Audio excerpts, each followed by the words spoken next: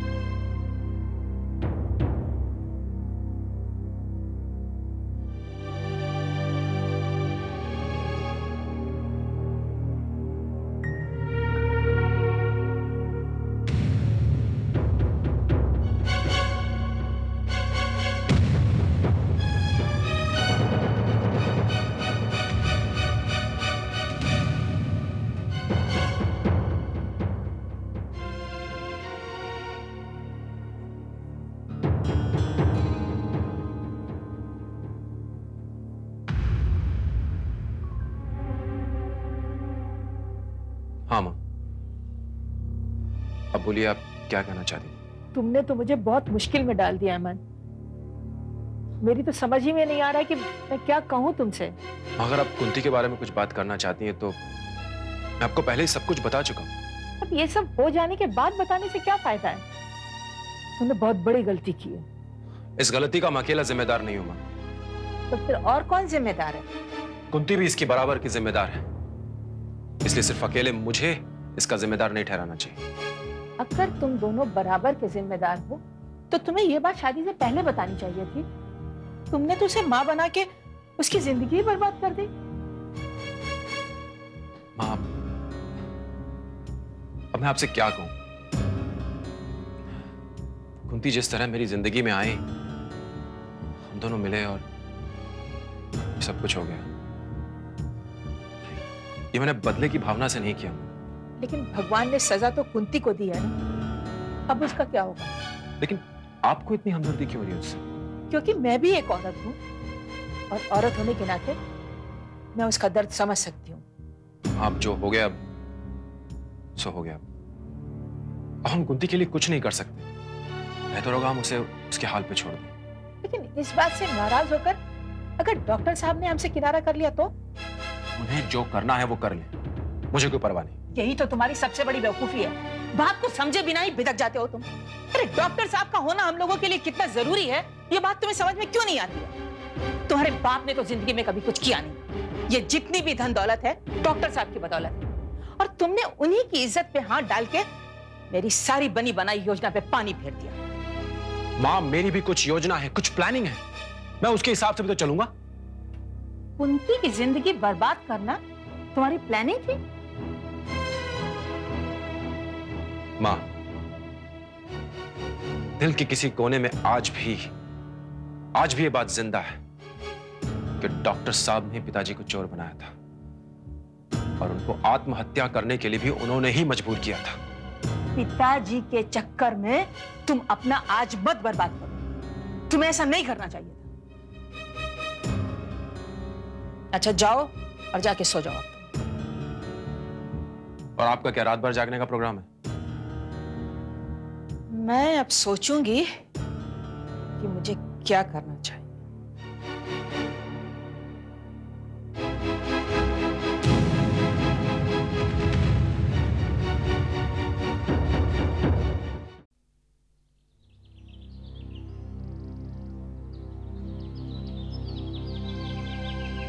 ए जनाब, ए जनाब, ऐसे काम से चले जा रहे हैं आप? क्या है? किससे मिलना है आपको? क्यों? सब कुछ बताना जरूरी है। अगर मैं हाँ कहूं तो आश्रम में आप इस तरह से नहीं घुस सकते। तू रोकेगा क्या मुझे? हाँ, ये मेरी ड्यूटी है और आश्रम से मुझे इसी बात की तनख्वाह मिलती है। मैं जा रहा हूँ, तेरी हिम्मत है तो रोक के बता। देखिए, आप रुकते हैं या नहीं? मैं यहाँ से शराफत से पेश आ रहा हूँ और आप सरासर बदतमीजी करे चले जा रहे हैं। देखिए, आप रुकते हैं कि नहीं रुकते हैं? अरे देखिए, देखिए,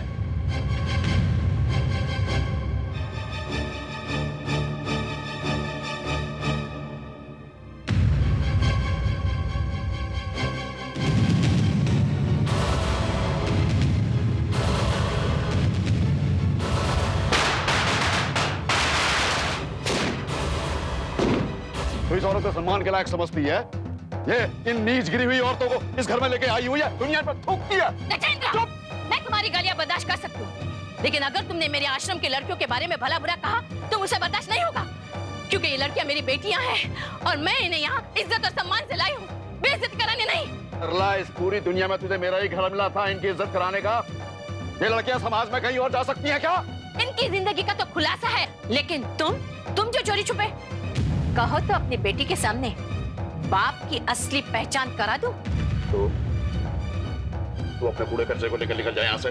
गेट आउट।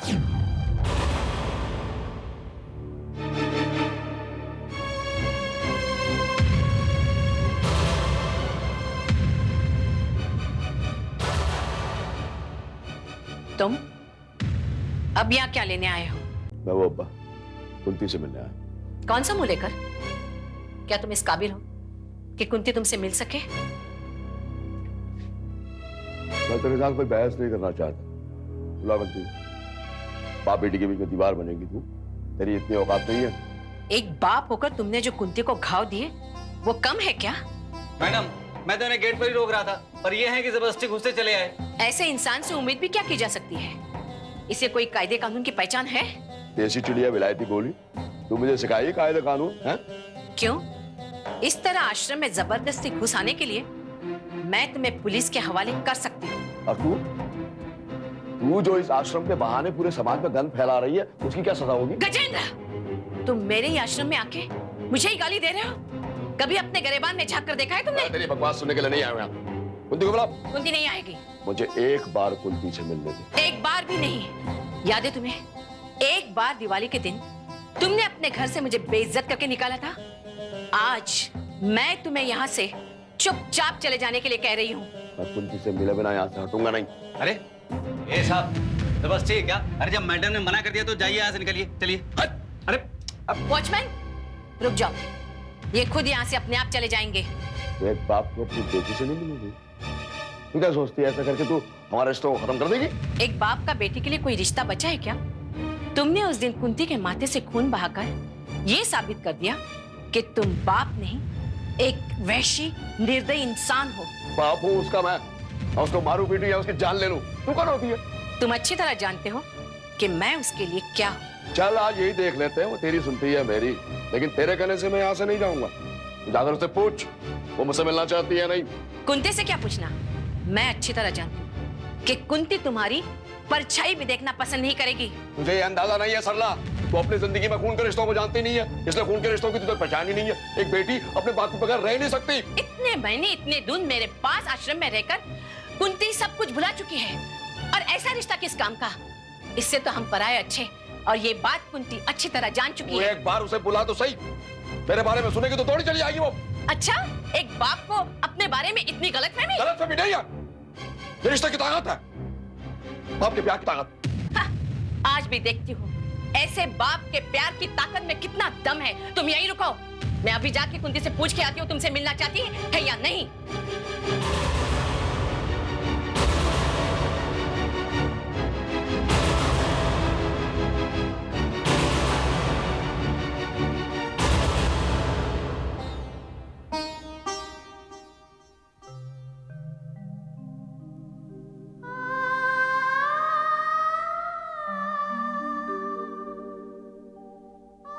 कुंती, कुंती,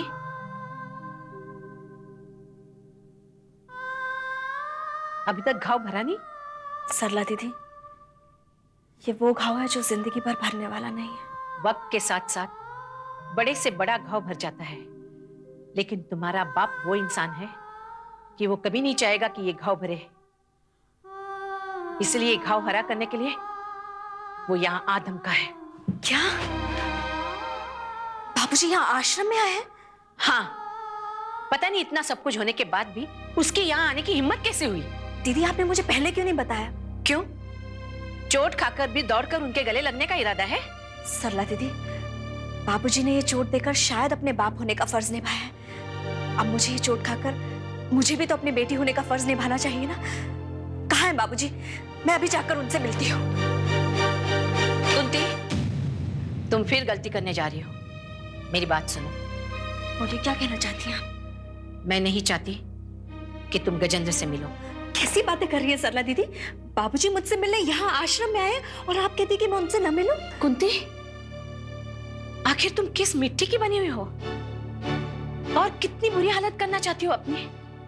इतनी बेइज्जती, इतना अपमान, इतनी चोट खाने के बावजूद तुम उस बाप से मिलने के लिए उतावली हो रही हो? सरला दीदी, ये बाप बेटी का रिश्ता है, बाप बेटी का रिश्ता। इसे इतनी आसानी से खत्म नहीं किया जा सकता। ऐसा रिश्ता किसी काम का है क्या? एक बाप होने के नाते एक पल की भी खुशी उसने कभी दी है तुम्हें? बाबूजी का किया उनके साथ है और मेरा किया मेरे साथ। और मेरा क्या होगा? जिसने पूरे विश्वास के साथ गजेंद्र से कहा कि कुंती तुमसे मिलना नहीं चाहेगी। उसने दिवाली के दिन जिस तरह बेइज्जत करके मुझे अपने घर से निकाला, सब भूल गई तुम? सरला दीदी, आपकी बेइज्जती के लिए मैं अपने खून का रिश्ता भुला दूं? इसका मतलब आज भी तुम गजेंद्र के सामने मेरी बेइज्जती कराओगे? मेरा तुम पर कोई अधिकार नहीं। अपनी लड़ाई में आप मुझे क्यों मोहरा बना रही हैं?